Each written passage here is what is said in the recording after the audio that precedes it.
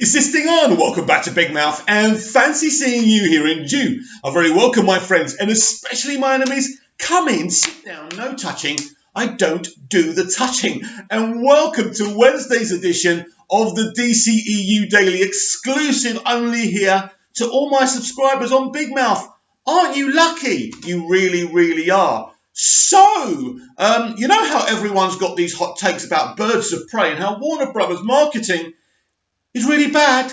Take a look at this. Read it and weep, and you tell me if this is bad marketing. Because basically, Wonder Woman 1984 is right spread in Entertainment Weekly, the March edition. I can't wait to have this so we can read what Gal and Patty have to say about this movie. And I'm very excited for this movie. Right, so there's that. And there she is, being the awesome goddess that we know that she is. And then we've got this brilliant guy. Brilliant guy. He was amazing in the first one, Chris Pine. He's my Captain Kirk. I think he's amazing. Glad to see him back. And he's absolutely pivotal to this DCEU timeline change. In deleting the Snyderverse, it's what's going to happen. Whether we like it or not, it's what's going to happen. So we've got one more, haven't we? Oh, yeah, this is awesome. This is awesome. And I can't wait to see this film. And I can't wait to see Pedro Pascal as Maxwell Lord as well. From what I saw in the test screening was brilliant. As I say, only a 90 minutes test screening. So I'm looking forward to seeing a lot more of him. But from what I've seen, he is amazing. Now, we need to talk about this. By the way, this is great marketing. Warner Brothers are good at marketing. Stop it. Shut up. Anyway, right, let's talk about Wonder Woman 1984. Now, we know that Zack and Deb Snyder and the original DCEU team are part of the executive production credits of this film. And I'm going to explain to you why. This film went into production when Zack Snyder was still running the DCEU. But when he left, and this is why they delayed the movie. This movie was supposed to be released this summer. They delayed it for an entire year because after Zack left, they went back, they rewrote elements, and they reshot elements. We know that. Then it's obvious they didn't kind of rejig a lot because then Patty came out and said, do you know what? We could have still released it this year after all. I want to release it now. So what's happened is there was a course correction because once the Snyders left, they wanted to basically Walter Hamada wanted to rejig what this film was, but not dramatically.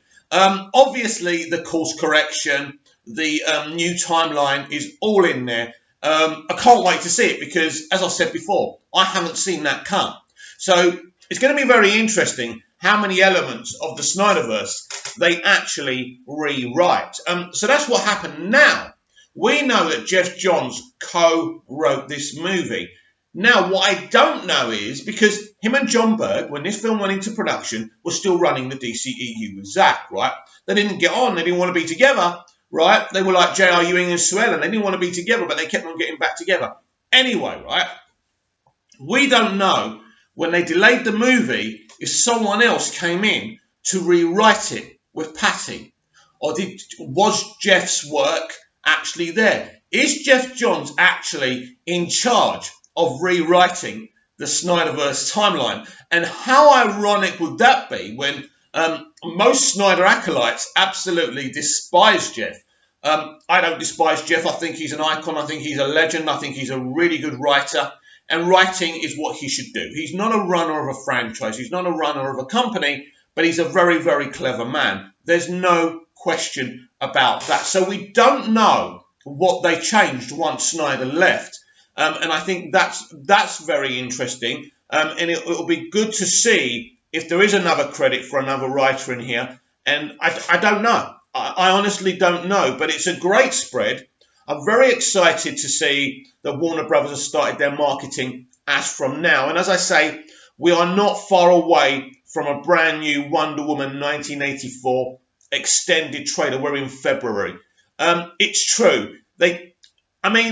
I think we should move on to Birds of Prey because there have been some set pictures, not official ones, from James Gunn's The Suicide Squad. Now, I've only got one.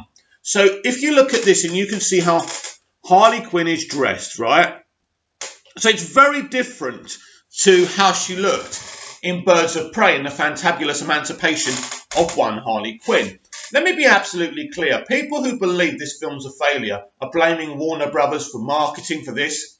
Every decision that you saw in that film was made by Margot Robbie herself. Yes, Margot herself made every decision. The casting, the way she would look, the way the girls would look. This was her little girl gang feminist movie. This is what she wanted. Now, you know me, I'm not happy with the hot takes, but I've got a couple. I've already said to you guys that I think the feminist commentary didn't help this film in the least. It's not really going to attract a varied mainstream audience. But also, I think the pivotal thing, even bigger than that, is if you're saying, why isn't this making record-breaking box office instead of just solid box office? Well, I think the R rating hampered this film's box office. I really do. Because the Joker movie, Joker's a big character.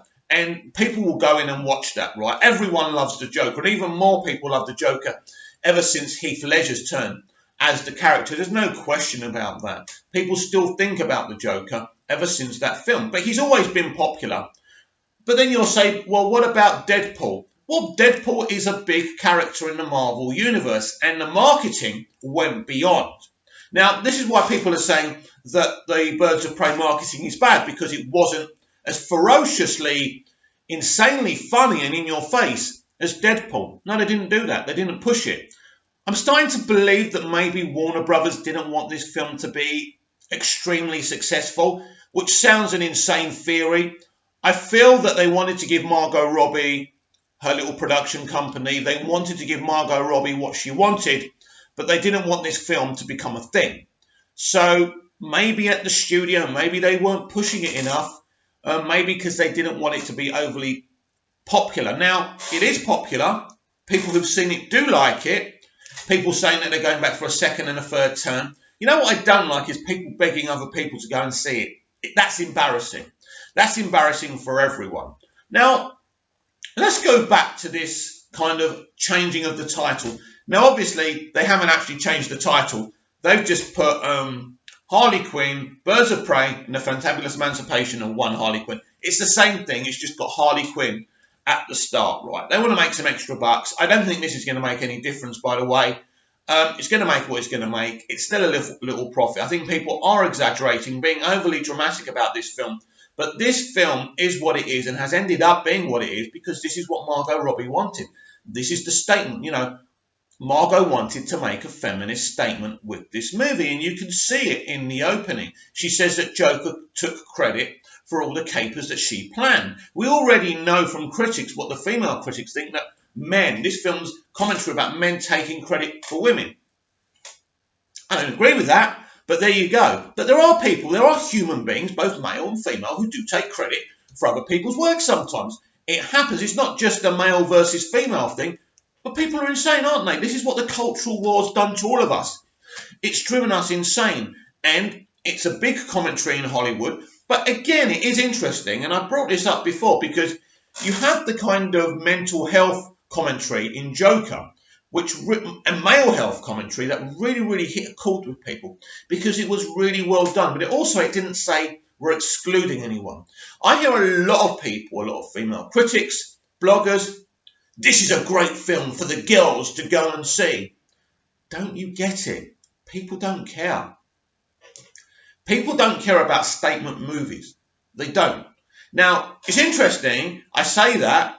I suppose it depends on the statement that you're making. And I feel that when you're making a statement about mental health, it doesn't really trigger anyone. I know it did trigger the SJWs and the extreme leftists, that this is some old white man, looking for excuses for killing people. And they're crazy. We know that. But because their narrative was bullshit, it didn't work. In fact, they attracted even more people to the picture.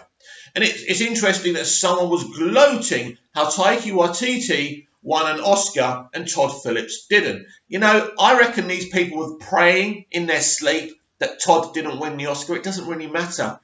The Oscars had lower ratings than ever this year. And plus, Joaquin won it.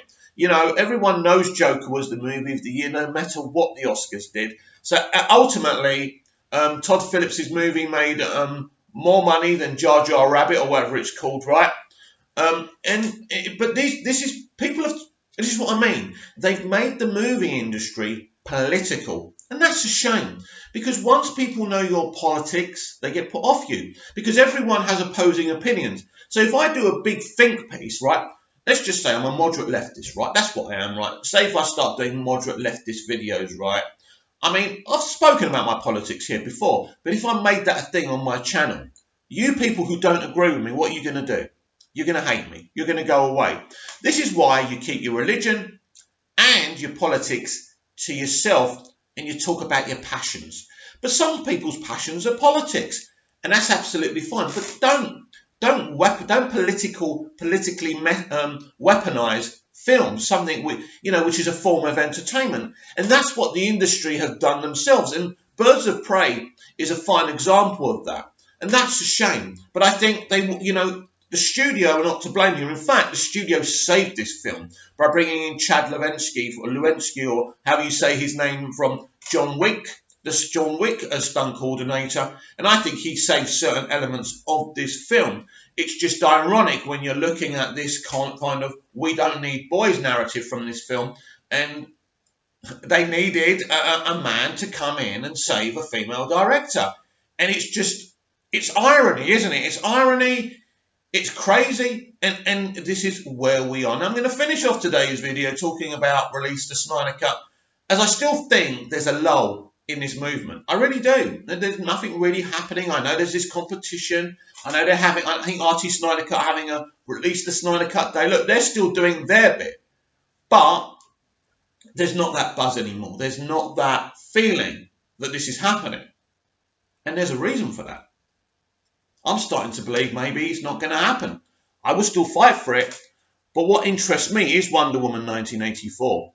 Because if they're going to do to the Snyderverse what I think they're going to do to the Snyderverse, of course, the Snyder fans, I mean, I'm a Man of Steel fan and a Batman v Superman fan, but I don't think rewriting the timeline is such a bad thing. This franchise, as I said the other day, needs to be grabbed from the scruff of the neck. Now, I can't see them totally deleting Man of Steel and Batman v Superman. I think it's a deletion where they're able to bring a new actor to play Batman. So could they delete Ben Affleck? Could they involve Ben Affleck in the Batman? Look, this is very, very interesting, because people are going to start asking questions. Wonder Woman has met Ben Affleck's Batman. She's fought with Ben Affleck's Batman. How do they explain that he never turns up anymore? Where is he? Is she going to... I mean, she's obviously not going to mention him in Wonder Woman 1984. So they have to do something. They've got a new Batman. They have to integrate him. They can't keep Gal separate from him. It's ridiculous, right? Look, as I said the other day, you need to have a cohesive, connective universe. This is why the MCU is so successful. And you know what? I just finishing off this conversation and today's episode of the DCEU Daily, I'm going to say this again. I feel sorry for the hardcore DC fans, because nobody's thought about them. Nobody. And is anybody thinking about them?